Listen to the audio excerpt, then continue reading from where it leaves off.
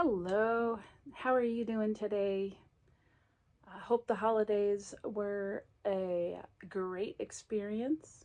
If not, um, I hope that you are feeling a little bit better today. If not, I hope that my video has some kind of encouragement for you to carry on through with your fibromyalgia. I wanted to go over some typical memes, health memes for fibromyalgia that I often see. Okay, I'll reopen this.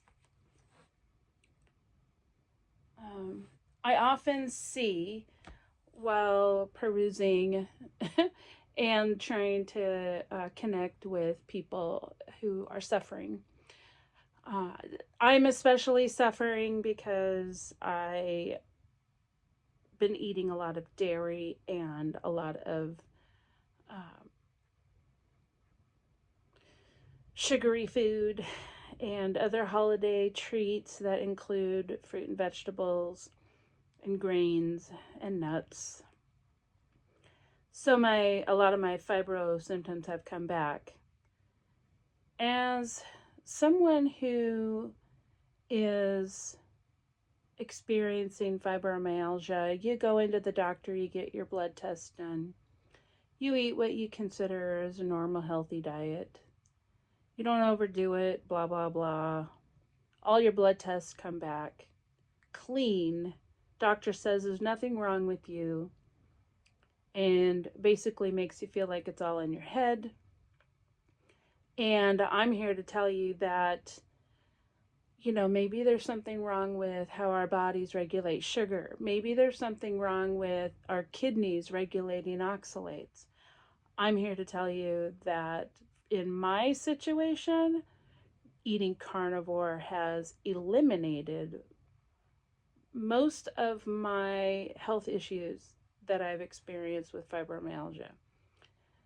Now, the good news is I'm not suffering from fatigue. The bad news is I'm suffering from a lot of pain, a lot of inflammation, and a lot of weight gain. It should be an interesting week. Yesterday, I went back to just carnivore. I was starving. And so I ate a big portion of meat and a lot of fat. Today, I don't feel as hungry, but I know I will later, and I just need to keep on track with what I'm doing. My only vice, of course, the D is backwards, isn't it? So I'll just, no, oh, there's a D there too. I'll just, whatever. My only vice is coffee. And I'm not going to bother to flip around. Well, I don't know. Maybe I could flip the video around. So I'm not going to be that typical YouTube producer. I'm just me. I'm sharing my life with you, my life with fibromyalgia, my life on carnivore, and that how much it's important for me to stick with the program that works. There's always hope. This is my message to you. You don't have to suffer from fibromyalgia much longer. You need to keep on searching and looking for answers and trying things out. Carnivore is completely safe. There is nothing that is going to hurt you about eating carnivore. If you basically have tested well and there are no answers for your fibromyalgia other than you have pain and fatigue, and the doctors don't have answers other than giving you an antidepressant. I did a video a couple years ago about antidepressants. I'm going to do it again. And the reason they're not effective. Today, though, it's about health memes. So I left this section right here out so that the only editing I'm actually going to do on the video is adding the picture here. So, number one, it's a picture of a lady with all of her joints on fire, her spine on fire, and the agony on her face. It looks like an AI picture. And what I wanted to say about this is, yeah, when we are flaring up with pain, we feel it almost everywhere. You know, the part that is not shown on this meme is a touch. I remember as a school teacher, children would run up to me, give me a big hug, and tap me on the arm or whatever, or tap me on the thigh, on my leg to get my attention, and how painful just touching me was. And it's a horrible thing to tell your significant other that don't touch me, it hurts. They don't want to hurt you. So it's very confusing to them.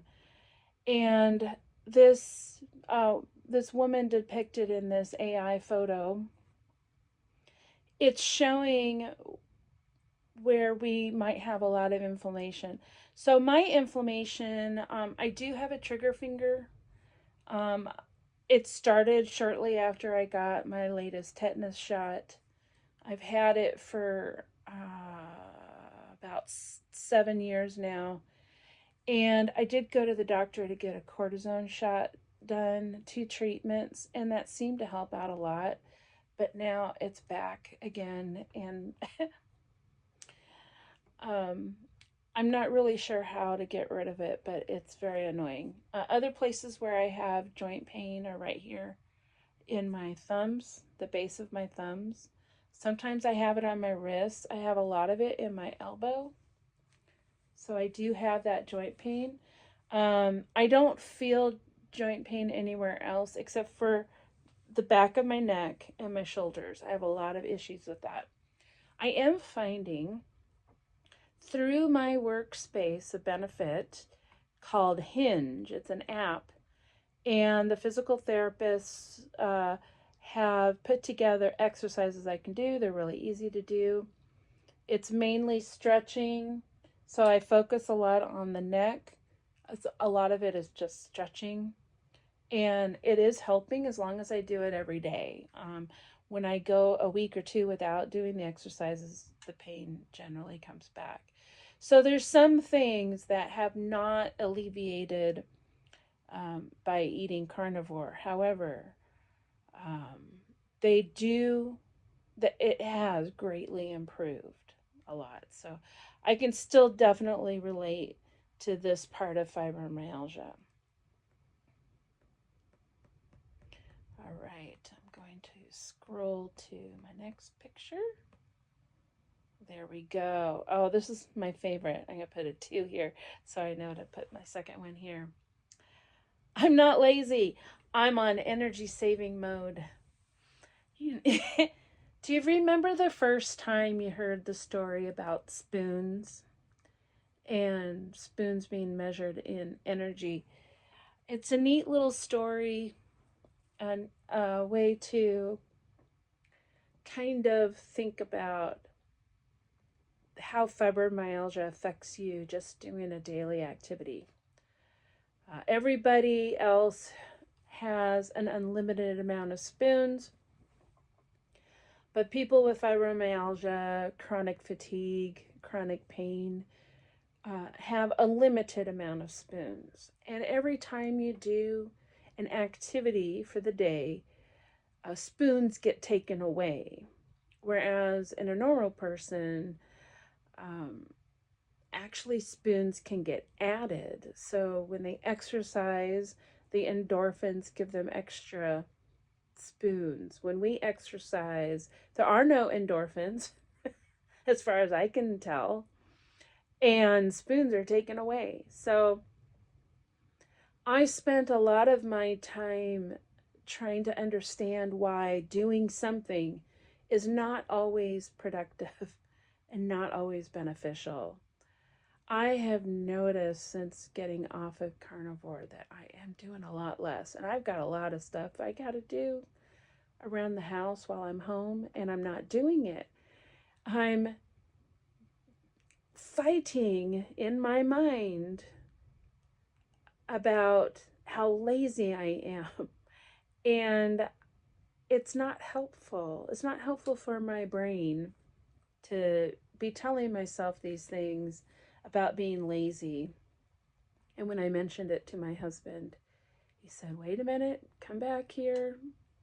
And just explaining to me that it's not laziness if you have a health impediment. So it's not laziness. You are preserving your energy for something important that you need to do, that you know you need to do, that will take out a lot of energy. I will say that one of the benefits of carnivore is when you are fat burning, ketogenic, which I'm not there yet, but when you are, because I've been eating carbs, so I know I'm not in ketosis yet. I'll know as soon as I am. I'll be bouncing off the walls again and doing all kinds of stuff. Another thing that can happen is you do stuff and then you injure yourself, and then that injury lasts for I don't know how long. And I came home before Christmas. It's been really nice to be home during this time. Work has been really crazy in Chicago, and I've been here. So I've been praying for my coworkers because it's been really tough.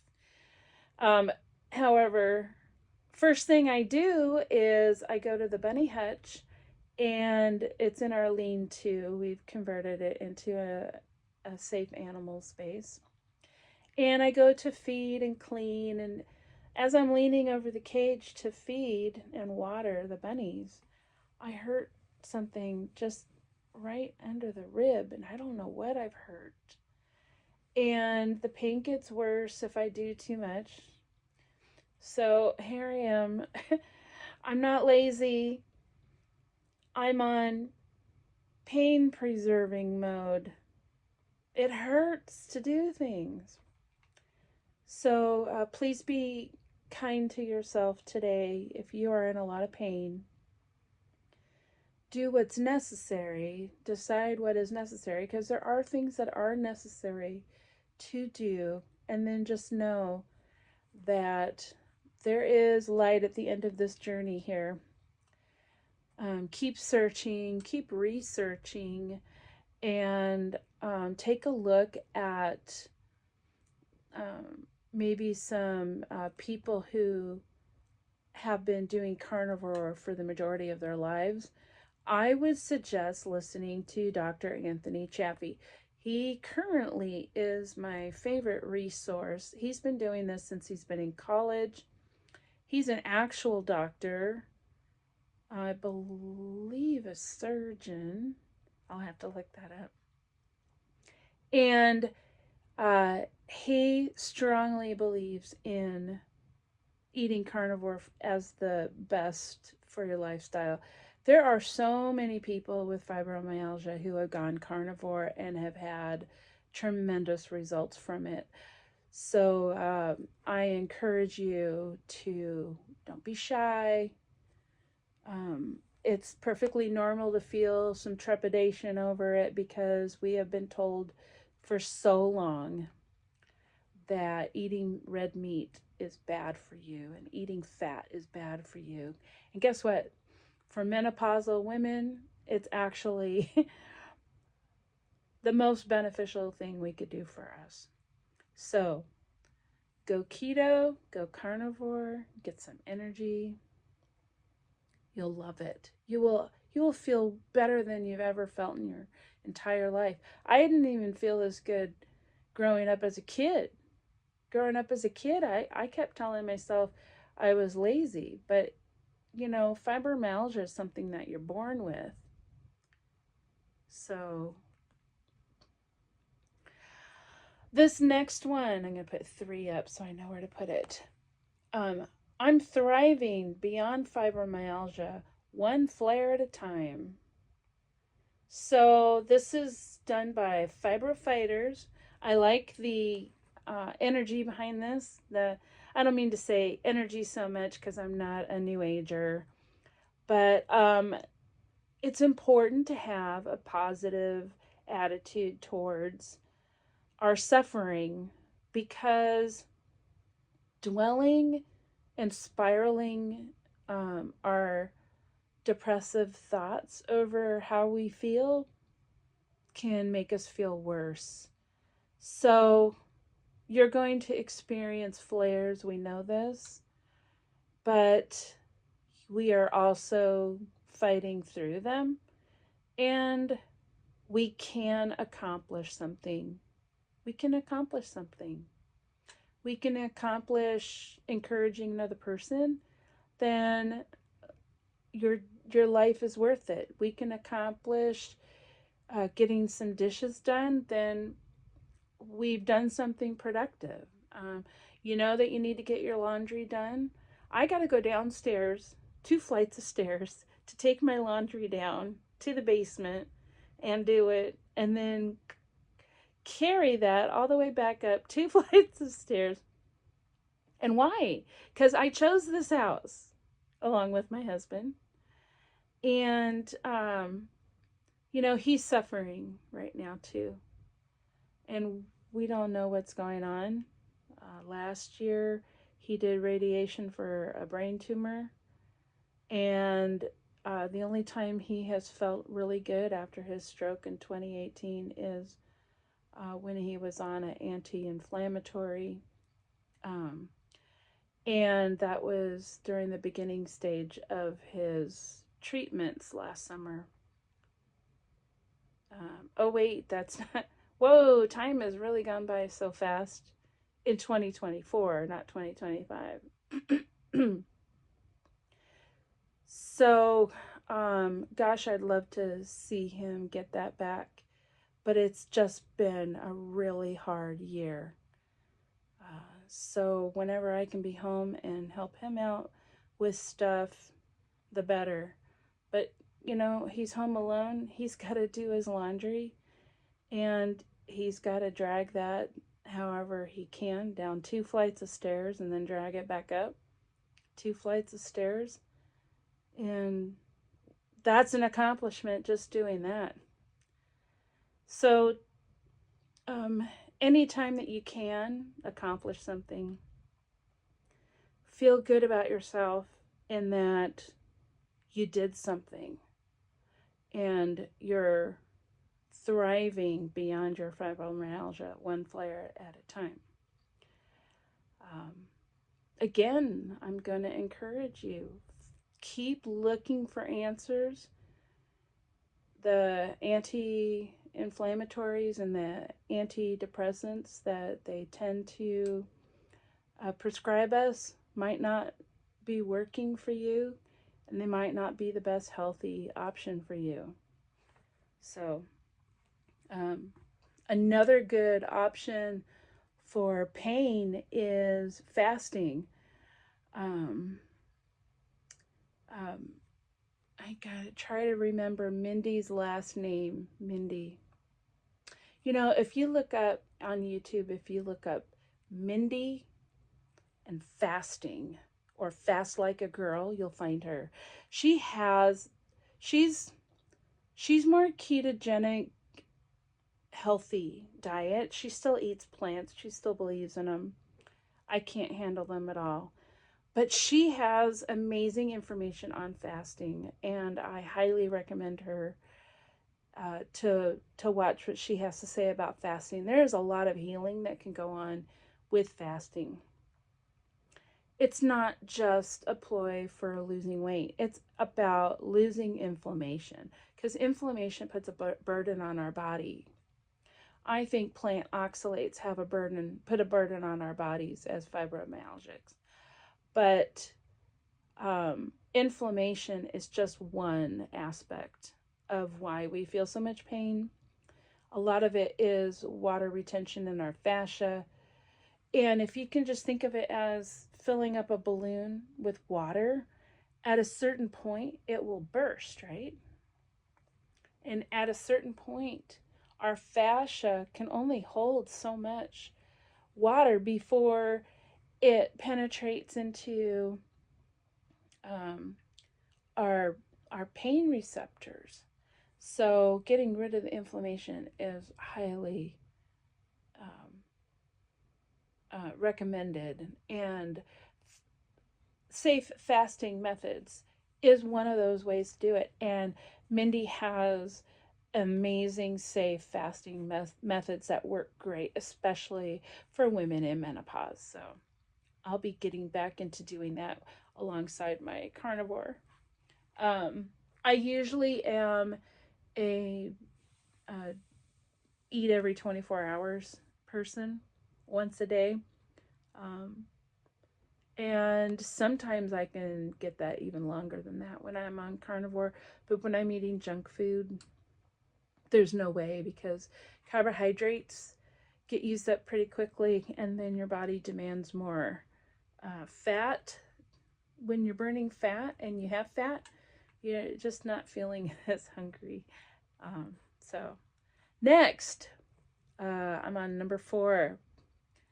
Fibro facts. Fibromyalgia is not relieved by sleep or rest.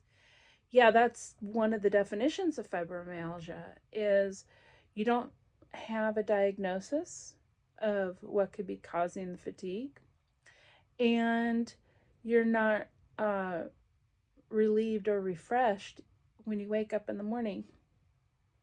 Something I learned about going carnivore and being in ketosis or fat burning mode is that if I have a glass of wine the night before and I wake up in the morning feeling stiff, same thing happens with dairy. It has a lot to do with my body shifting in and out of fat burning mode and into glucose. So the liver will produce glucose, and the reason it will do that is to trigger waking you up. It's a natural protective thing. But if too much of it is in the body, I will feel groggy, stiff, sore, and tired and unrested.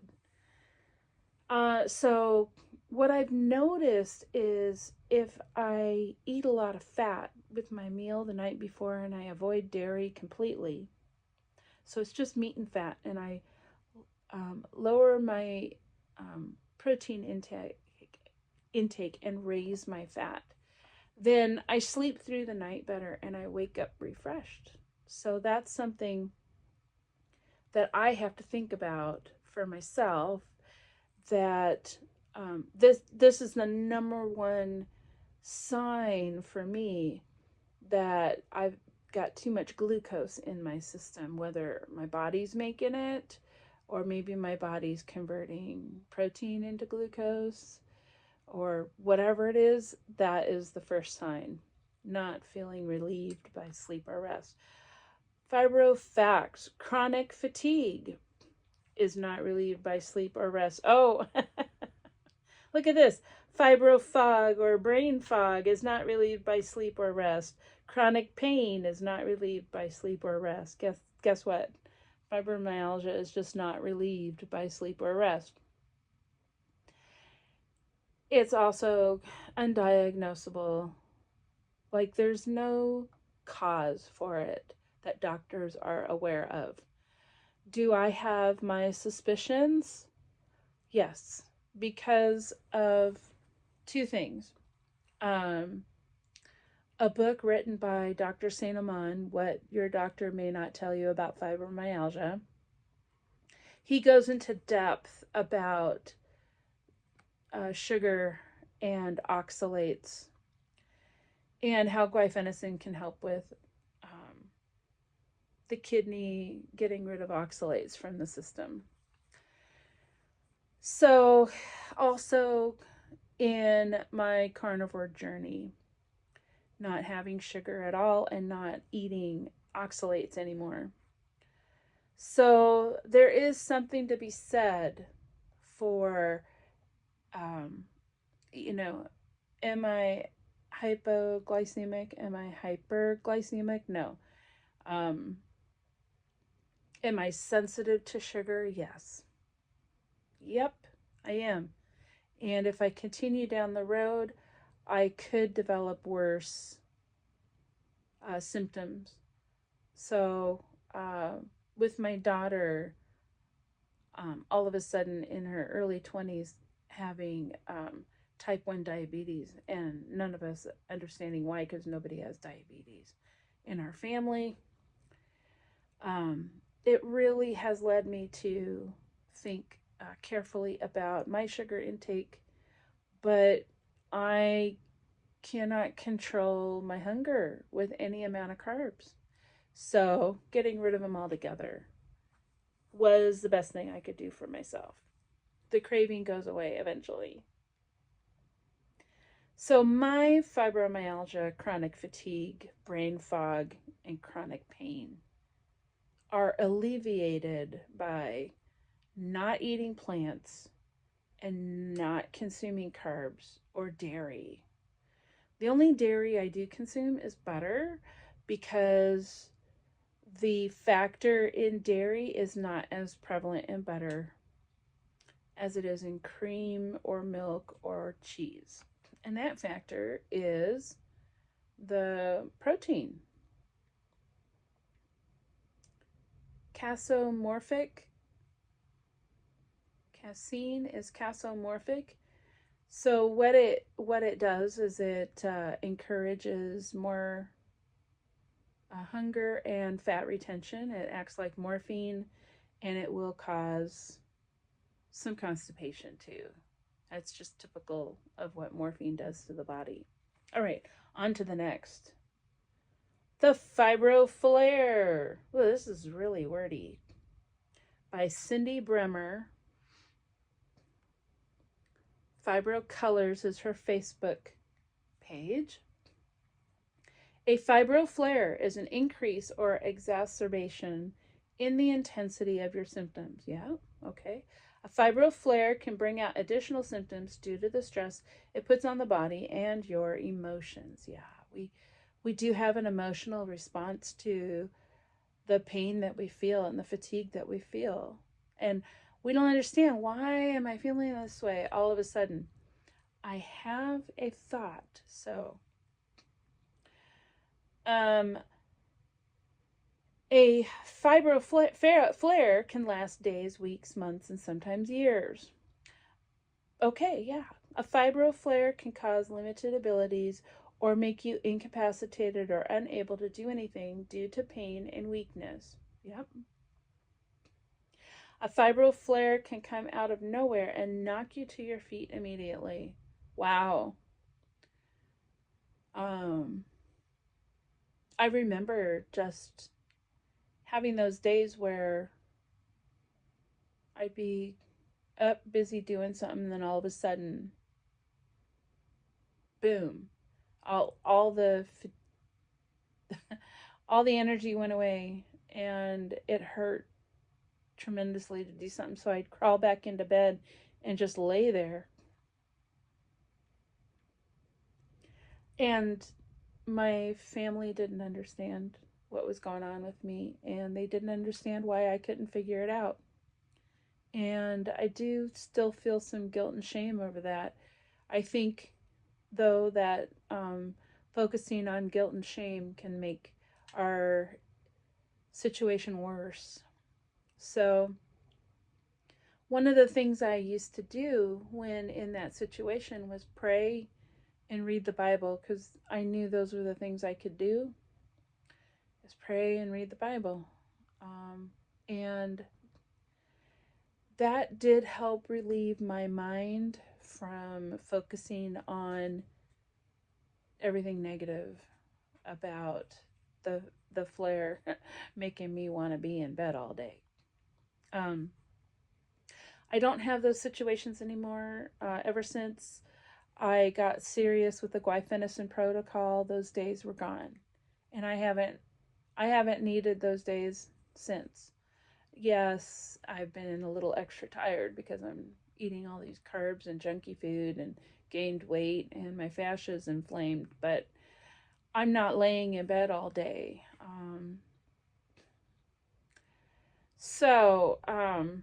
Yeah, no, it can just come out of nowhere. But I also have a thought about that. A fibro flare can sometimes be avoided by learning triggers that cause the flare. And this is my thought. What are the triggers?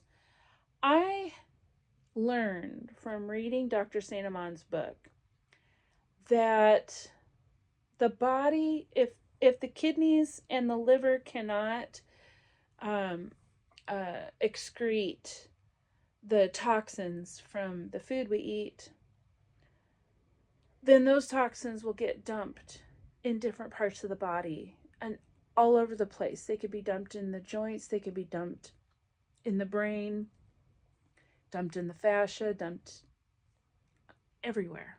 Okay? And the main plant toxin is oxalate. Oxalates are like glass shards. So when they get dumped, it causes pain. And the body's response is inflammation and fatigue, water retention because of the inflammation, because it acts like a pillow. And then, if for some reason you're not eating spinach and almonds and chocolate, and you decided maybe to eat something different it's not as high in oxalate, because there's high oxalate food. Oops, you can't see my hand when I do that, right? There's high oxalate food and there's low oxalate food, and if you're spending a couple of days or a couple of weeks eating a lot of high oxalate food, then that gets built up in your system and dumped everywhere. You're going to feel pain and fatigue.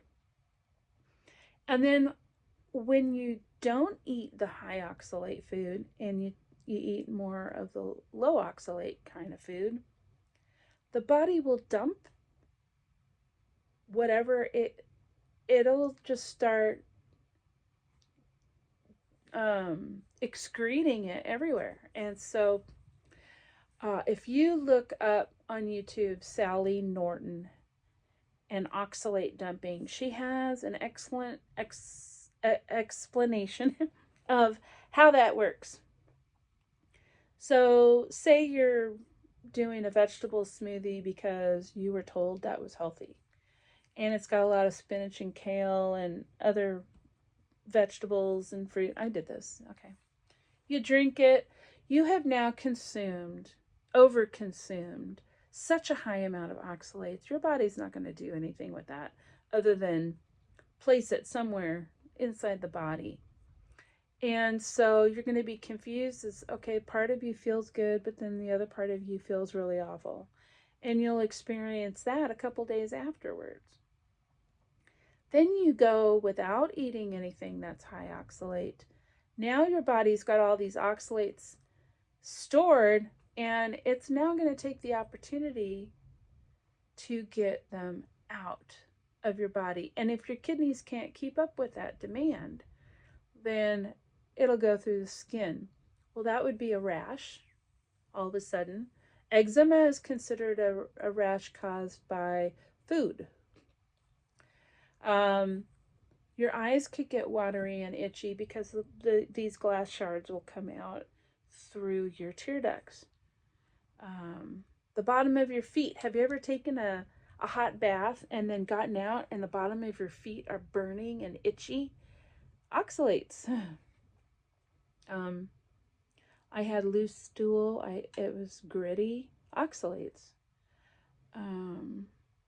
Brain fog, pain, fatigue. As the oxalates are coming out of the different parts of your body to be excreted, it causes pain. As oxalates are being dumped in parts of your body, it causes pain. And this is what Dr. Saneman was describing in his book, which is what we would call a flare. When we're on guaifenesin, the guaifenesin helps the kidney to process more oxalates out. And so as it's doing that, you're going to feel the pain more intensely as those oxalates are coming out and going through the kidneys. And some people actually would get kidney stones doing that. And I didn't really understand why until I went carnivore. So going carnivore, I decided not to take the guaifenesin because I wanted to see how much the carnivore was really going to help me, right? So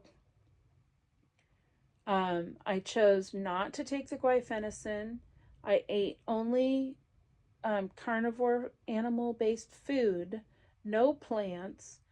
And for 3 months, I had these weird symptoms of just all kinds of what they call oxalate dumping as it's being excreted. So it's called dumping when it's being stored and dumping when it's being excreted. So both situations are very painful. But once I was cleared of the oxalates, I felt amazing. I felt lighter. I felt less pain. And then I had this weird sensation on my lower back. And it was both sides of my lower back, which is the kidneys. And then I had bleeding in my urine. And I thought, oh no, I really did it now. I'm 3 months carnivore and I got blood in my urine. Well, it wasn't very much and it went away quickly. And I spent that day just drinking salted water.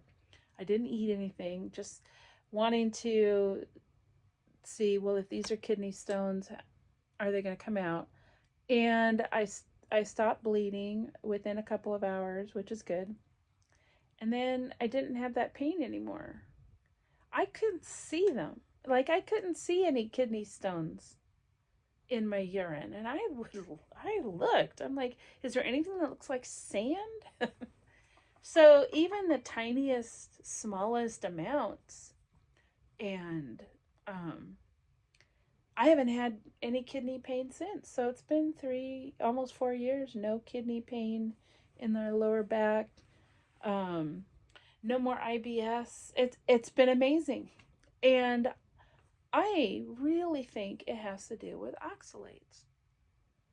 So look up Sally Norton. Flares happen when you eat certain food. Flares happen when you don't eat certain food. There we go. Here are some causes, though, by Fibro Colors. Cindy Bremer. Weather changes, yeah. You know what? My migraines would come and go due to barometric pressure. Insomnia, if you can't sleep through the night, it does make it harder for you. Overexertion, that's the whole spoons theory. Traveling is hard work. I did not realize how hard traveling was until I started working for a major airline and as a customer service agent, helping people with their travel plans or getting boarded on their flights, and just looking at how exhausted they are. I'm like, yeah, no, this is taxing. And if you have a hidden health problem like fibromyalgia, you might look okay on the outside, but on the inside, your body hurts. So let me tell you this.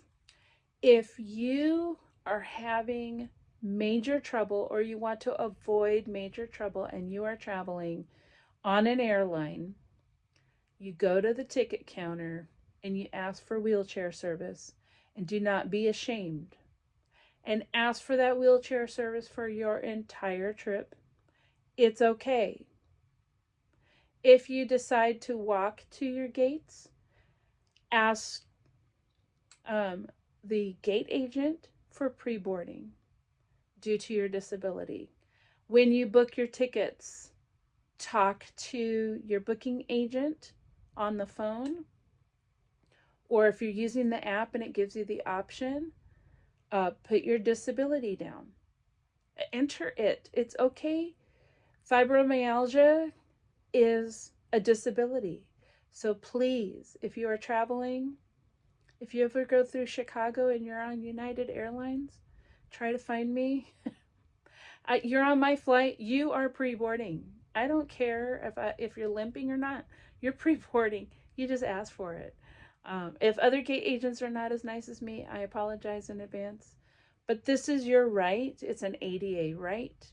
You have the right, no questions asked, to ask for assistance whenever you feel like you need it. So, relationships, I don't want to say that relationships are taxing, but relationships are taxing. And why? Because there's expectations in relationships. Now, what is beautiful about my marriage right now is my husband does not place expectations on me. I place expectations on me, and he tells me to cut it out. Those are not from him, those are from me. So even your relationship with yourself can be taxing. So let's find ways to communicate our needs without feeling guilty or shame about it. If your significant other is not understanding what you are going through, understand them in their shoes. They cannot possibly relate to what you are going through, and to stop expecting that from them. The communication always needs to be, I am doing my best, and I apologize that I am having a bad day today, and I am working on trying to find ways so I can feel better. I am sorry if you are in a relationship with somebody who just doesn't accept that and thinks that you're being lazy or that you're whatever. I'm sorry. And my hope is that you're able to find what's going to work for you. That'll help you feel better. And my former spouse left me, and right in the middle of being on the mend, right when I started the guaifenesin protocol and being on the mend, I lost a job because of my fibromyalgia.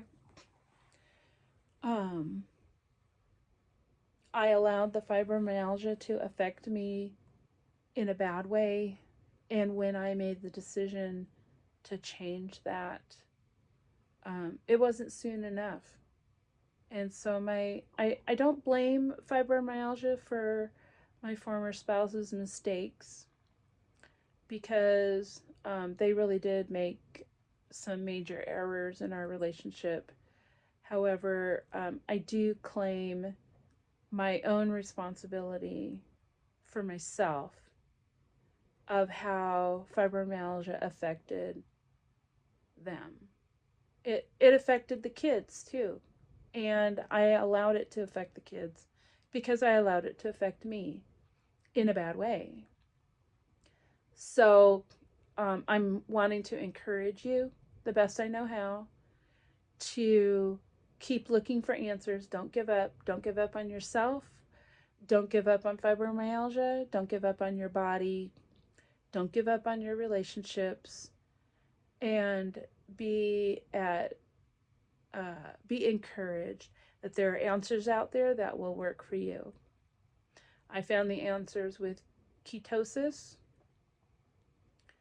and eliminating oxalates. So you can find answers for yourself as well. And if this helps you, if carnivore eating helps you, you will want to know that. And the only way that you will know that is by trying it. And if you want to try it for 30 days and just be committed for 30 days, no dairy, just eat meat, salt, water, eggs, bacon. Just those. Um, and did I say butter? You got to add butter. You have to add butter, especially if you eat chicken and fish, because there's not enough fat in chicken and fish. But yeah, 30 days is not going to kill you. You can handle it. You've handled fibromyalgia all this time. You can handle 30 days carnivore. Now, I'm not a health expert, and I'm not making any promises here because I'm not a health expert. But you know what? You can talk to health experts, and you can ask your doctor to help you with this if you feel afraid to do it. Now, that doctor's not going to recommend, most doctors don't recommend a carnivore diet. However, what they do recommend is not helping you. So, I mean, if you already got something going down for you that is working, that's great. But if you've tried everything and you haven't tried guaifenesin or you haven't tried carnivore, then you haven't tried everything. So those are the things I am telling you. You should at least give a 30-day trial. Also, some causes: multiple chemistry sensitivity. Okay. Let's just say I'm really sensitive to sugar, and glucose is a chemical. And I'm really sensitive to oxalates. Plants have toxins, and I'm very sensitive to those. I'm also very sensitive to medication. So I will not take medication because of how I react to it. Temperature changes. Yeah, as menopausal, being in hot and cold takes away my desire to do things, takes away my energy. Treatment changes. I would say that if you're not doing something for at least 90 days, except for carnivore, I would say do carnivore for 30 if you don't see some kind of improvement with it in 30 days.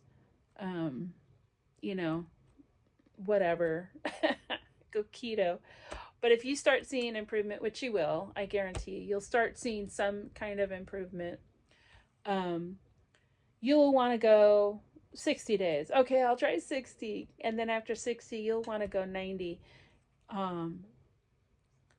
Within 90 days, I had lost 40 pounds and most of my joint pain, and I had energy through the roof. But even though I was experiencing a lot of this oxalate dumping, it still was much better than what I had before. So, but treatment changes can definitely put stress on your body. Every time you change something within a couple of weeks, 30 days, if you're not trying it longer than that, you're not going to see what you need to see. Oh, sensitivity to light, noise, and smell. That's something that's gone. Also, sensitivity to the sun. The sunbeams would make my skin burn. So I was always wearing long sleeve clothing because I couldn't handle how it was like prickly feeling on my skin. That's all gone. I went carnivore. That's all gone. It's amazing. It's all gone. Hormonal changes.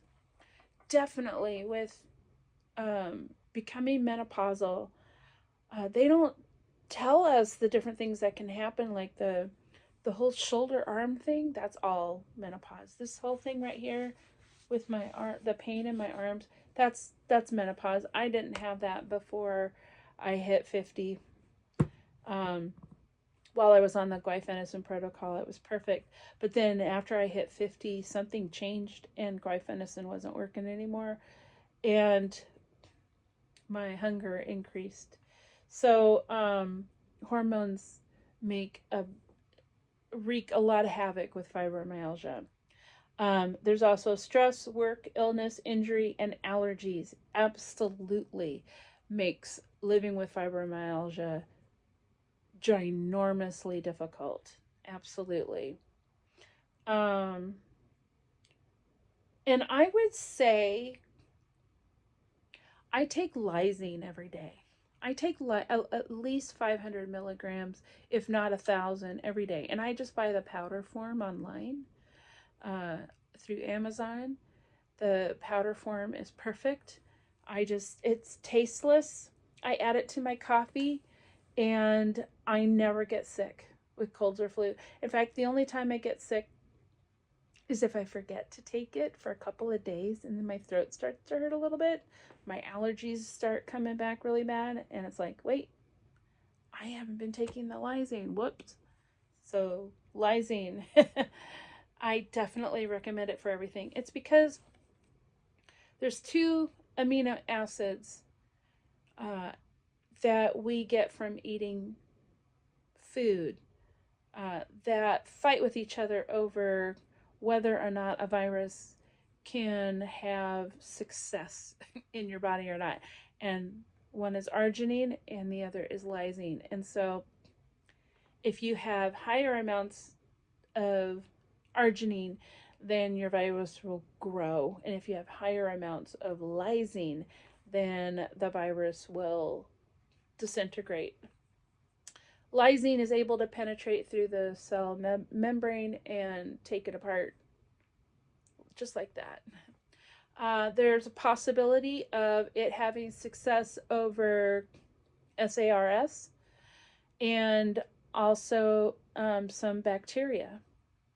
So it doesn't seem to destroy the good bacteria in the gut, but I don't know because, I mean, I eat carnivore, so all of my IBS is gone. I don't have any issues with my gut. So it's probably not even necessary to worry about gut bacteria because I'm not eating plants with fiber. And that's what gut bacteria are for, is to eat the fiber. But if it's not, so with IBS, if that fiber is not clearing fast enough with gut bacteria, then your body purges it. And in that process, the fiber has a possibility of hurting the inside lining of your gut. Now, before I went carnivore, and before I started the glyphenocin protocol, I had a colonoscopy. Thank you. What is that? What is that procedure called? I had the colonoscopy done and I had several polyps, nothing cancerous, no indication as to why I have IBS. And the doctor was really mad at me for my bowels not clearing all the way. Well, I followed what you told me, and it looked to me like I cleared everything. I'm sorry if I still had stuff. This time around, after being on carnivore for 3.5 years, um, I followed the procedure, and then I'm like, but it just doesn't seem like I've completely cleared because I've been eating junk, okay? And so cranberry skins, don't eat cranberry skins before a colonoscopy.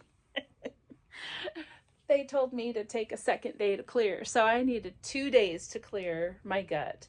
And then 0 polyps, squeaky clean, beautiful, healthy gut. And they said I don't need to do this again for another 10 years. So I will just take their word for it. I did look at the pictures. I'm like, okay, there's nothing in there. Then I'm happy. And let me just tell you that the chemicals in butter are really good for the gut lining, and the chemicals in plants, the fiber, are really not good for the gut lining. So just think about that. You would need to have high amounts of the right kind of gut bacteria to eat up the fiber in order to make the chemicals in butter or similar to those, in order for the fiber not to hurt your gut. But anything undigested is going to come through. It also blocks absorption of good nutrients. So, eating plants causes you to have to eat twice as much to get the nutrients you need from them. Whereas eating meat and fat, boom, it's assimilated in the stomach or the small intestine. By the time it gets to the large intestine, there is no meat left. It's just waste from the blood. So it's all good. Okay. I've lost count. 6? I didn't do 5 on the last one there. So 6. The face you make when your doctor says, let's try this new medicine. Yes. So, okay.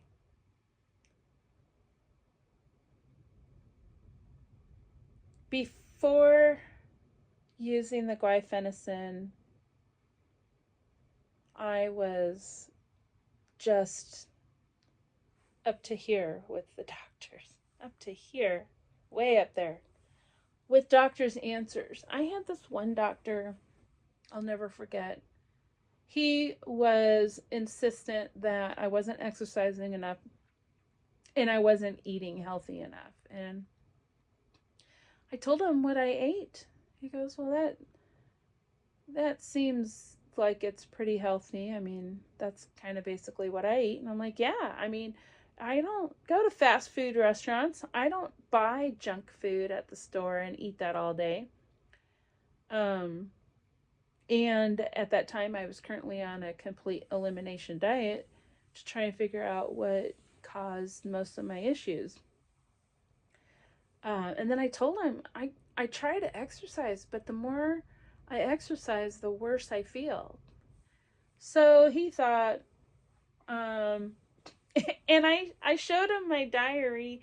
I kept a diary, and if you did this, you would know your body so well. I wrote down what time I ate. I wrote down my weight. I wrote down how I felt on a scale of 1 to 10, 10 being great, 1 being dead. So anywhere in between. A good day would be 8, 9, 10. An okay day would be 6, 7. A bad day would be, 3, 4, 5. And terrible, incapacitated, can't move is 2, and dead is 1. What else am I supposed to say? 1 to 10 on a scale of 1 to 10. So that was my scale. So I wrote that down, and I would write that down every time I ate, and then whatever activity I did, I would write that down, and keeping track of all of that for a month every day. I know it's a lot of work, but how are you going to find out anything about your body until you keep track of what you're eating and what you're doing and how you are feeling? And something I discovered is whenever I ate something with nuts in it, my weight would go up. I found that to be really interesting. I also recorded my BMs because I figured that would be a really important aspect. So I gave all this information to my doctor. I said, look, I have been keeping this journal for 3 months. This is my journal of everything I've eaten and activities and how I feel. Here's my scale, this is, and my weight and all of this stuff. And he goes, okay. And he was like, wow, you really keep pandering to my crazy. He goes, how about we put you on an antidepressant? I'm like, how is that going to work? He was just figuring, we'll try this out and see if it helps, because if serotonin helps, then it's going to help, right? That's the basic concept behind that. So I agreed. It's my last shot with the doctor. At the time, I wasn't thinking that the guaifenesin was actually working because I was trying it with fast acting guaifenesin. There's a whole story behind that and why that doesn't work. And my husband at the time, I gave it away. That's okay. Was insistent that I figure things out with the doctor. So I try the Wellbutrin. I told him my negative reaction to everything else. He said, well, let's try Wellbutrin. So it's supposed to be safe and effective, blah, blah, blah. And then come back and see me after a month. So I tried it out for a month. I kept doing what I was doing. And my symptoms got worse. But I went back to the doctor and I said, well, I had like maybe 2 or 3 good days. I'm looking over my chart. I had like 2 or 3 good days. He goes, that's good. That's good. I'm like, well, that means I had 27 bad days. He goes, oh, what do you mean? And I said, well, before taking this medicine, I was probably having, 10 fairly good days and about 20 fairly bad days. Now I maybe had 3 really, fairly good days, and the rest of it was really bad. He goes, oh, well, then maybe we should up the dose. And I'm just like, wait a second. I'm trying this Wellbutrin. My life is getting worse, and you think I should up the dose. Okay, this is where I say my final straw, because this doctor really wasn't paying attention to me. And then he wanted to up my dose. And I just didn't agree. So I told him, no, thank you. I will try something else.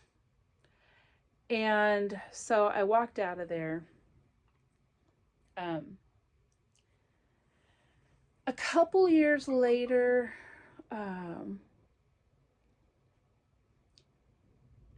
I talked with somebody else at a different doctor office, and she wasn't actually a doctor. She was a nurse practitioner, and she listened and she took notes, and she said, I'm going to recommend that you go to a rheumatologist and see what he says. And the rheumatologist listened to me, and he said, looking at all of your test records, I could safely say that what you have is probably fibromyalgia. And I can recommend these medicines for you. And I said, all I wanted was to know if you thought this could be fibromyalgia. Because if it could, then I could probably do something. But I don't want to take medication for it. This is an antidepressant. Well, Cymbalta is not just an antidepressant. It's an antipsychotic. I'm like, I really don't think I'm psychotic. He goes, I agree. So I'm not really sure why this would help with pain and fatigue. He goes, I don't know. So I'm like, okay, well, I have a diagnosis. So then I got connected with the book on guaifenesin, and I met a lady at a meetup, and she talked to me extensively about using the guaifenesin with slow release or long acting, whatever. So she convinced me finally of doing that, and my fibro symptoms went away little by little.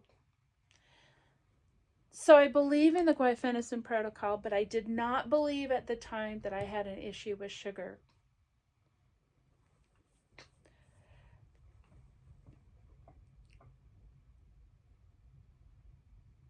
not until after menopause and the weight gain.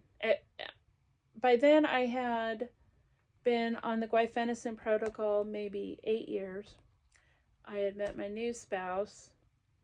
He was totally supportive of any diet plan that I encountered.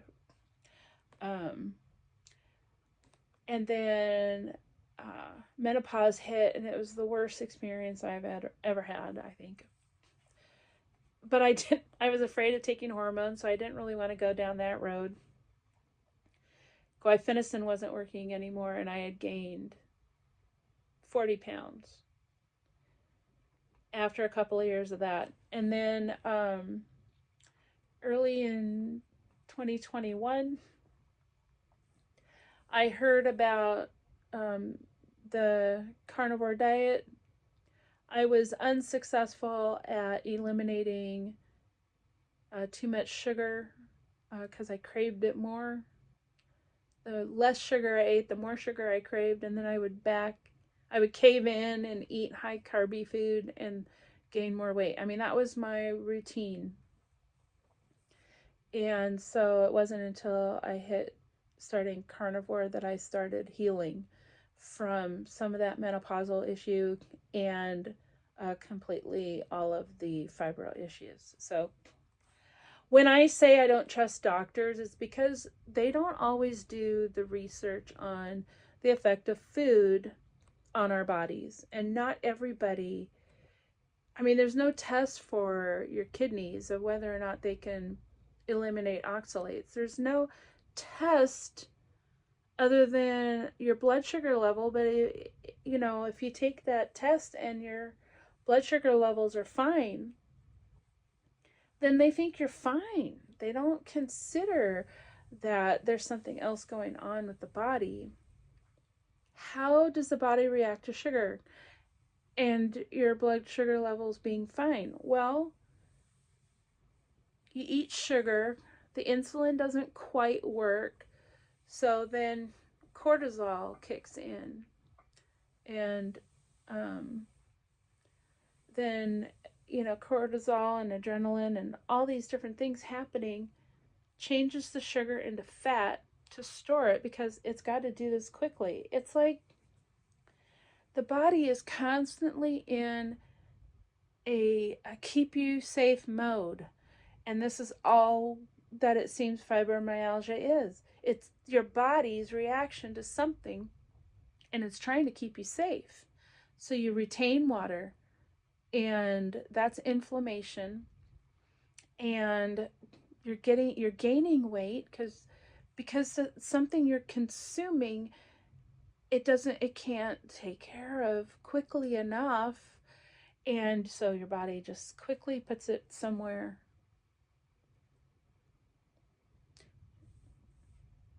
Okay, moving on to the next one. I could do this all day. Is this I think is number 7. I always mean what I say. I don't always mean to say it out loud, but I always mean it. That's a ADHD meme.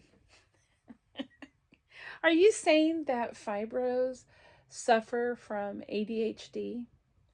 Well, if you're in brain fog, maybe you do. So, I love the minions. They're so cute. But let me just say that when we're suffering from our fibromyalgia symptoms, we might not have as much control over what we say or think because we're receiving a lot of stress with those fibro symptoms. When the fibro symptoms are alleviated, something I noticed in ketosis was some organizing in my brain and my emotional response. I wasn't having as many temper tantrums. I wasn't having as many crying sessions, and starting to organize my time and budgeting and food preparation and everything improved brain wise for me. So now anytime somebody expresses a concern about their emotional response and am I out of whack, am I behaving badly or whatever, it's like, well, it it's seems to be very normal for us to feel a certain way, to act a certain way, to think a certain way. However, I have learned in ketosis, and the more I'm in ketosis, the better my brain feels. Sugar definitely affects the brain in a negative way that we can improve by eliminating it. And all carbohydrates are the same, whether you get it from an animal source or you get it from a plant source. All carbohydrates are glucose. And glucose, too much of it, if the body does not have a good process system in place, will wreak havoc in the brain in ways unimaginable. And by eliminating the sugar, you can eliminate so much of the emotional responses that you have with fibromyalgia. It's something to consider, I think. Even if you were to go keto and just eat, 50 milligrams of carbohydrates a day, just limit it to that instead of the regular 300 that you consume. That would make a vast improvement on your life and on your fibro symptoms alone. Just that. All right. Oh, yes. Fibromyalgia is hard to explain. This is number 8. No, 8. Fibromyalgia is hard to explain. Mood swings, irritable bowel syndrome, chemical sensitivity, night sweats, anxiety, abdominal cramps, sensory overload, migraine, impotence, non-refreshing sleep, fatigue, widespread pain, PMS, shortness of breath, nausea, pelvic pain, dysphagia, sciatica, bloating, poor balance and coordination, depression, unregulated temperature, insomnia, urinary frequency, brain fog, restless leg, menstrual problems, loss of libido, problems with eyesight, muscle twitches. And that's just, we've listed just a few. It's so true. Dr. Saint Amand has a website. It's called fibromyalgiatreatment.com. Fibromyalgiatreatment.com. You will find on that site a page that lists all of his suspected fibro symptoms. And it's over 100 long. And it covers everything. And my belief is because we're consuming food high in oxalates and our bodies can't process them, that these oxalates are going all over head to toe, causing problems. And if our bodies can't process sugar, then that just makes those problems worse. And because they're going all over, then it's multifunctional. It's multifunctional, multifaceted situation. And if doctors are not willing to do what Dr. Saint Amand was willing to do, they're not going to find us a cure. So, I listed all my symptoms. My friend had a chart where you could, a chart of all the symptoms. Some of them are glucose related, and some of them are oxalate related, and some of them overlapped. And it was really interesting to see that chart. And I would circle all the symptoms that I had. When I started the glyphenicin protocol, after a year, I redid the charts. One of the body chart, where's all my pain? And I was able to redo the charts and go, oh yeah, this is a vast improvement. I'm not having this anymore. I'm not having this experience anymore. um, so, and then after starting carnivore, I don't have any of this. I don't have mood swings. Night sweats is a very menopausal thing. Yeah. But if I eat more butter, I don't have night sweats. I don't have day sweats. I don't have any sweats. I wake up refreshed as long as I don't have anything carby at night.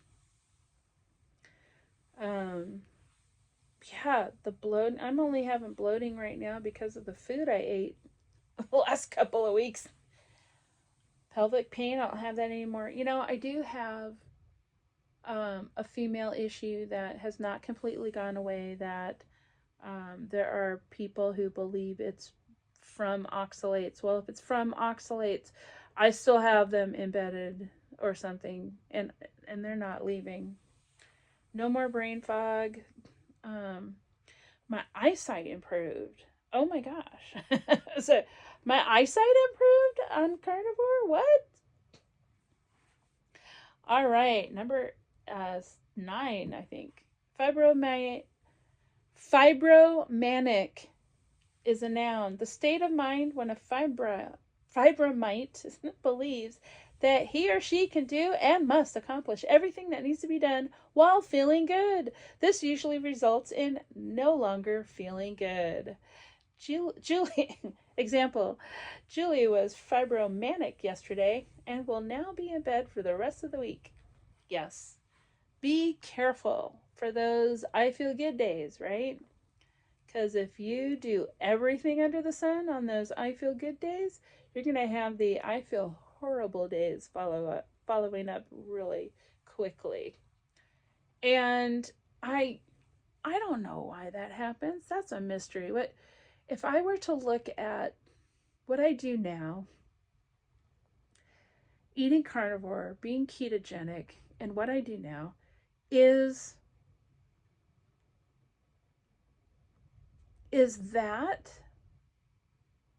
I work 13-hour days. I do everything under the sun. I don't feel like I need to go back to bed for a week anymore. So the fact that I don't have any oxalates in my body, really? The fact that I don't have any sugar in my body, really? That's like when you're exercising or doing activities, a couple of things happens, right? Your body needs energy, so it needs to get its energy source from somewhere. So maybe you skipped breakfast and you just went straight into I feel really good today, and you didn't eat, and you had some coffee. This is my normal day. Have coffee, don't eat anything, and boom, just do a whole bunch of stuff, and then eat, and then all of a sudden feel horrid. That should have been my first clue. The food I eat is what causes my problems. A lot of things can happen when you're in a fasting state. And one of the things that happens is the body gets its energy from ketones. Well, they get ketones from converting fat into ketones. So they go to the fat stores, the body, and now cholesterol is transporting those those ketones all over for energy, delivering it to cells, going here, going there, and then being eliminated through the urine. So this is the constant state. Well, in the process of doing that, other things can get purged. Things that were lodged in fat cells are now, foreign objects, the toxins, the chemicals that we eat from plants or that we get from plastics and things like that. Things that shouldn't be in the body are now in the bloodstream, and now the body is eliminating those things. And if they can't, then they got to get restored. And that could be the reason for feeling really sick after being active. It's just a thought. It's a theory. It's my theory. It's how I put two and two together. All right, number 10. Know the facts on living with fibromyalgia. We give up careers we pushed so hard to get. We fight every day in a body that has no remorse. We fight constant judgment that is not deserved. The majority of that judgment was from my own self. We have limitations that control what we do. Oh, I hated that. Okay, so not only is fibromyalgia a limitation, right? Because there's no energy to feel good emotions or bad emotions. There's no energy to express love for your family members, but there's also no energy to do household chores or to go to work or. Okay. But the majority of us have other things that are going on besides fibromyalgia, which is probably why the doctors see those patterns somehow in us and want to recommend us to be on medication. So I don't talk about it a lot, but I believe that I do have some form of autism, but I also believe that I also have some issues with ADD or ADHD, and they're female related. So having the carnivore diet has helped out a lot with both of those things, more so the ADD part, but it's not perfect, and it still places a limitation on me that I can't seem to really organize or be motivated to do things that I know I want done. So these hidden things that we're dealing with, it's more than fibromyalgia getting in the way of doing stuff, but there's other things too. And it's frustrating because we don't want to be like this. We are constantly pushing ourselves harder every day, more than you realize. Yep. We strive not to let family and friends down. See, that's the guilt and shame that is felt by fibromyalgia, the way we feel. And the goal is to overcome it and find ways to overcome it. That's the goal. I think I have found the solution for me. I encourage you to keep looking for the solution for you. We're so tired beyond words. We are sick of being sick. Have you heard the phrase or said the phrase, I am sick and tired of being sick and tired? My mom would say things like, I am sick and tired of how messy you are, or I am sick and tired of telling you over and over to clean up. Yeah. We often find ourselves lost, alone, and in isolation. If this is you today, feeling lost, alone, and in isolation, please know that there are people who want to help you. They might not understand what you're going through. And how could we expect them to understand?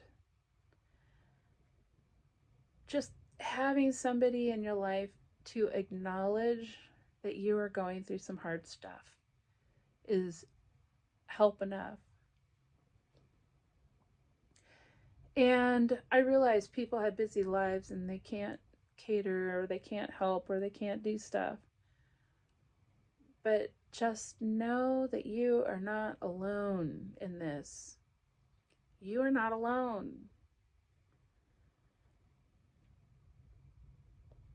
And I think the one person in your life that needs to be your biggest advocate is you.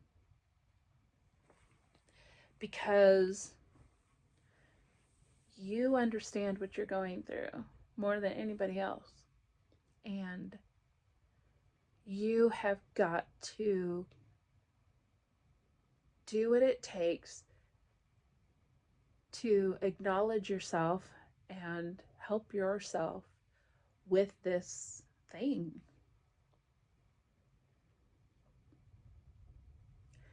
And if you're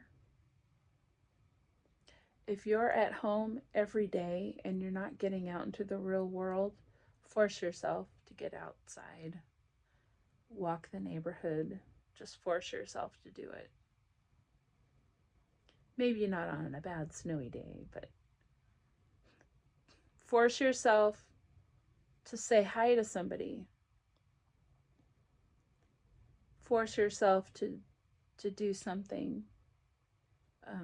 Take care of your pets. Cuddle with them if they'll let you. Cats don't always let you, so dogs do, but look at the symptoms of fibromyalgia. Depression, anxiety, insomnia, headaches, migraines, nausea, aching, stiffness, fibrofog, irritable bowel, fatigue, widespread pain, hyperalgesia,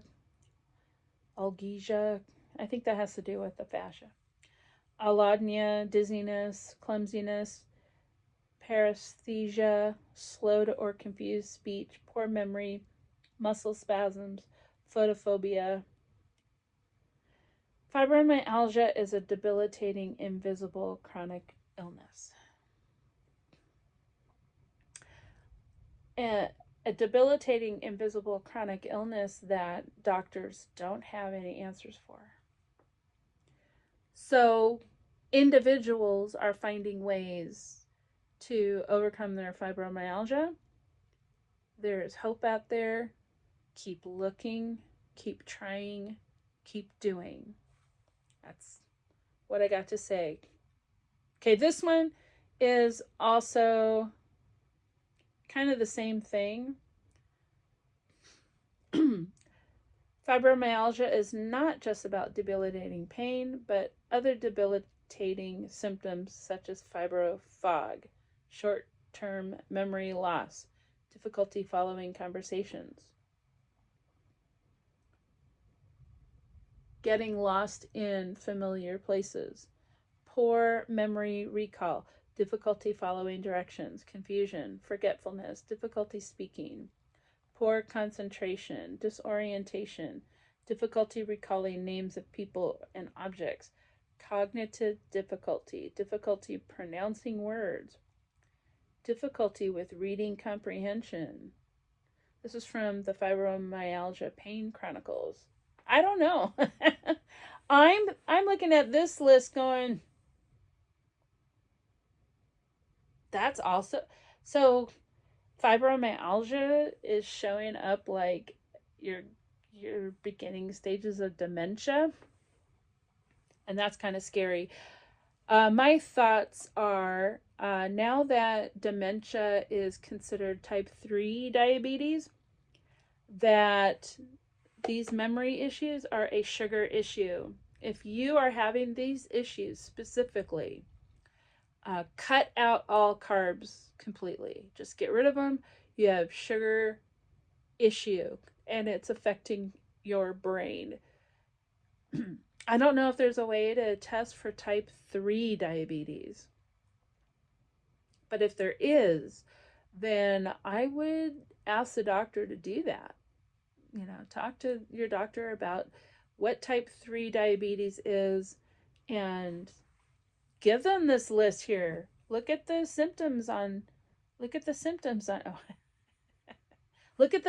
on here, and Circle the ones that you're having issues with and ask your doctor, is this type 3 diabetes? I mean, I think it's worth asking. Inside a fibro fighter's brain, analyzing how tired I am. That's purple. Blue, trying to remember if I took my meds. Green, deciding which body part hurts the most. Light orange, trying to remember what I'm supposed to be doing. Or I guess I could be yellow. Orange, trying to remember why I am in this room. So my cleaning strategy is I pick up something in one room and I go to another room to put it away. And then I pick up something from that room and then I go back to put it away where it belongs, somewhere else. Because that's how my house is. Everything is everywhere where it doesn't belong, and everything needs to have a place, right? But sometimes my brain is so busy that I'm walking into a room and it's like, wait, why why did I walk in here? I think that's more ADHD than it is fibromyalgia. But you know what? It's one of those overlapping kind of things, right? Red, searching for the name of the person I'm talking to. Oh, that's my everyday life. That's got to be autism. Brown, searching for the name of the object in front of me. Oh, I don't have that problem. I mean, I know this is a coffee mug that has cold coffee in it because I've spent the last hour and a half talking about memes. And black, baby shark, do, do, doodly do, baby shark, do, do, doodly do. Yeah, I like that. Listen. Talking about fibromyalgia. Too many people act as though talking about fibromyalgia is enabling it, as though the talk is what is continuing the illness. This is because too many people don't know or understand the truth about fibromyalgia. Fibromyalgia is a disorder involving physical dysfunction. It is not a psychological disorder. It is not attention seeking or malingering. It causes real dysfunction in the central nervous system, very real and severe physical pain, and because of the CNS involvement, over 200 potential symptoms. I don't know if this is telling me what CNS means. I'll have to look that up. Not acknowledging, making light of it, or judging the person for having it or speaking about it causes the person to feel isolated and their illness more intensely. This is where I would say if somebody is not speaking to you politely or dismissing you, that's where you got to advocate for yourself inside and say to yourself, it's okay that they don't understand. I understand. And I know what I'm going through. And I'm going to find a way to overcome it. There you go. Just a moment of acknowledgement with care and desire to understand is truly being the most compassionate and healing friend you can be. Okay. Do not send this to somebody. Do not post this on social media. I picked it because I wanted to talk about it. I think it's okay to talk about your fibromyalgia, but I don't believe it's okay to preach to others how to treat you. I mean, I understand, boundaries and standing up for yourself, blah, blah, blah. But people who don't understand what you're going through don't understand why you're going through it and why you're not getting better. They're not going to understand because they are not going through it themselves. And if you are trying to send a message on social media, this is how you should be. That's that's sending the wrong kind of message.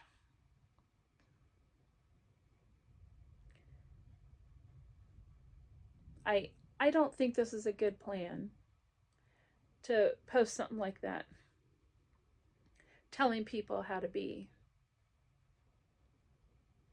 Maybe there's something wrong with me inside. I just, I cannot.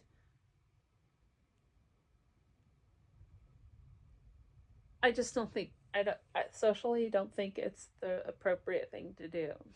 Okay, so admittedly, I do have things posted on my Facebook wall that has to do with social things and politics and religious things, my faith, blah, blah, blah. The constant reminder of everybody to take their lysine and do carnivore. But a post that says, look at me, I'm suffering, look at me, understand it, is demanding something that's unrealistic. People are not going to understand what you're going through because they are not going through it themselves. Can we have empathy if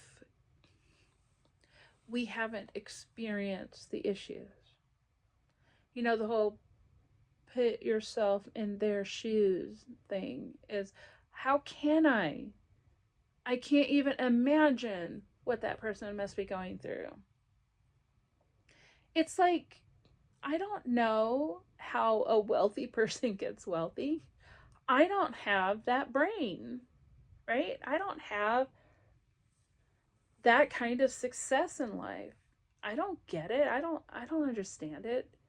How does one get to that place? I mean, we have multi-billionaires. That's unheard of, I think. They're going to be multi-trillionaires soon. It's just unfathomable.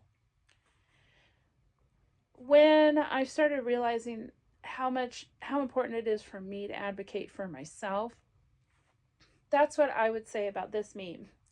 You do this for yourself, okay?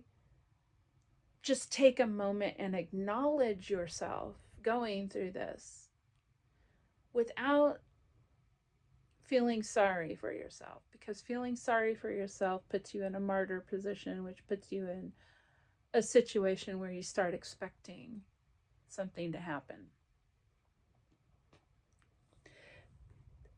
B, desire to understand fibromyalgia and food, and, you know, do the work of your daily journal. Do the work.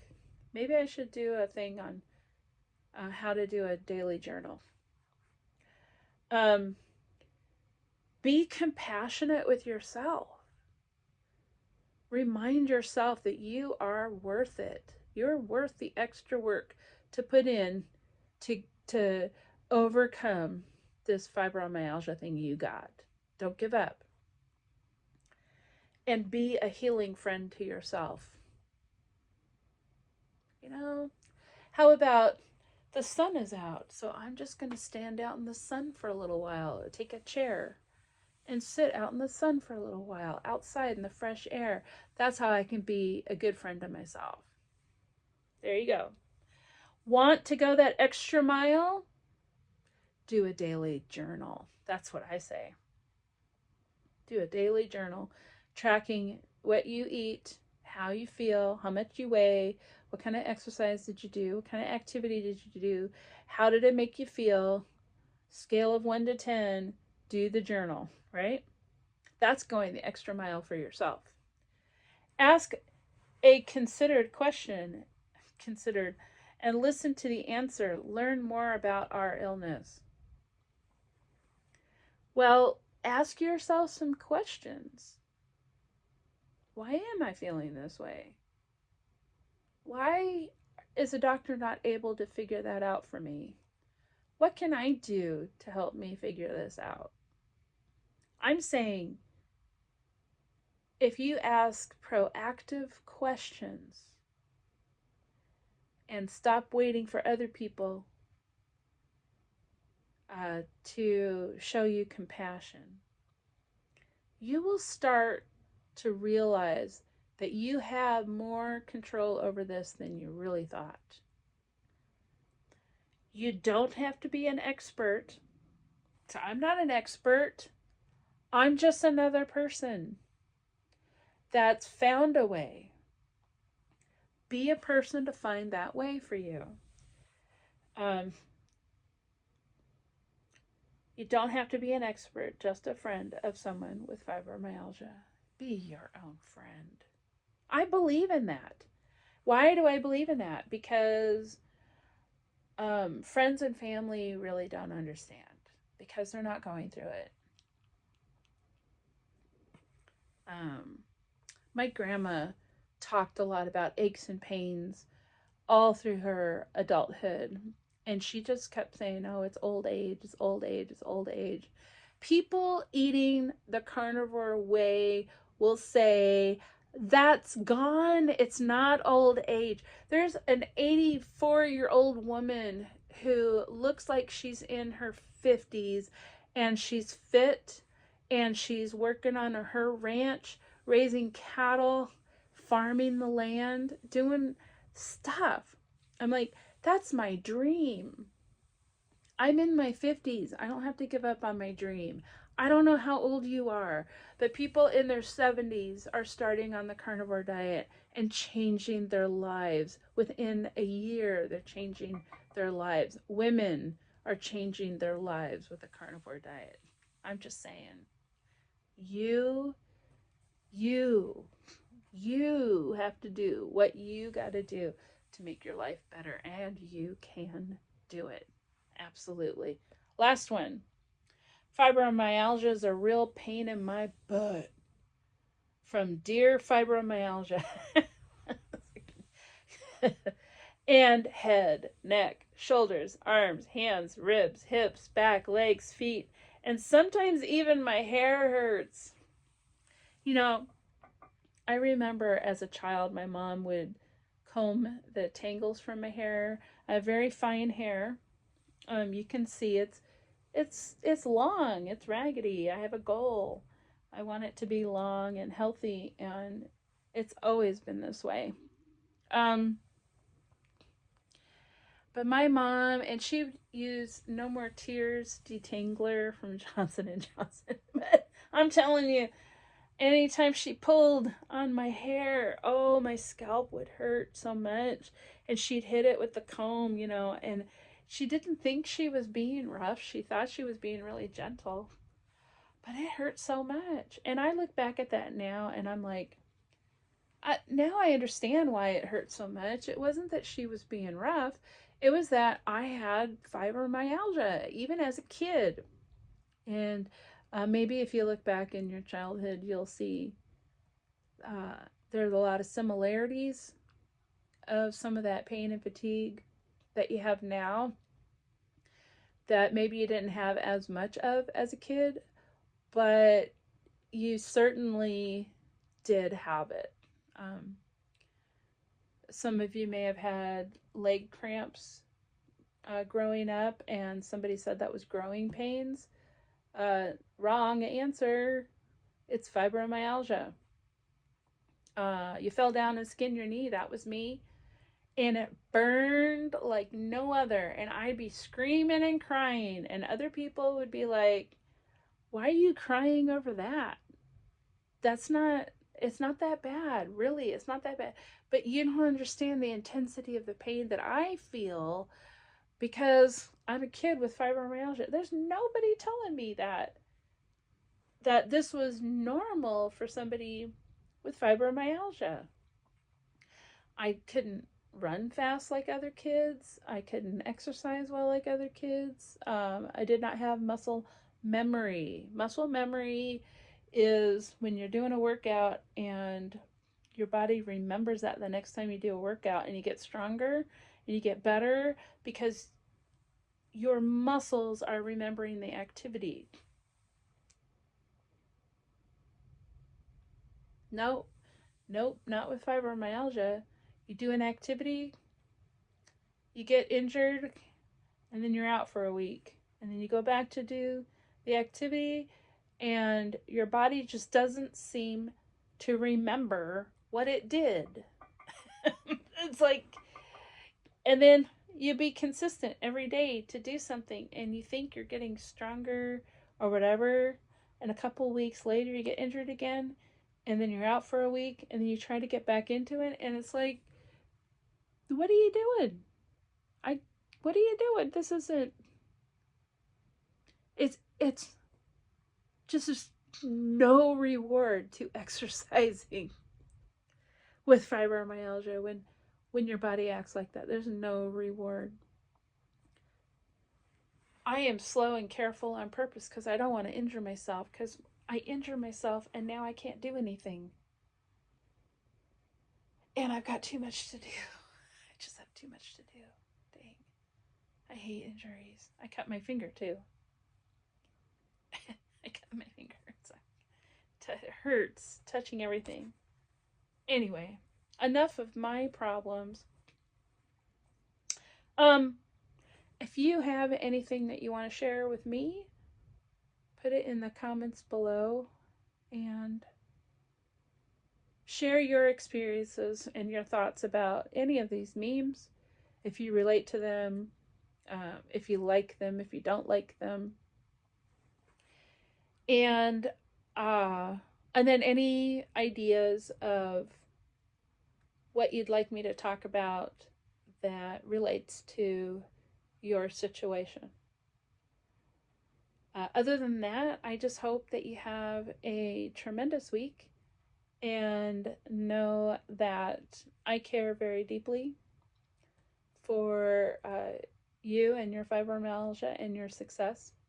And I'm hoping that I bring you some sense of encouragement.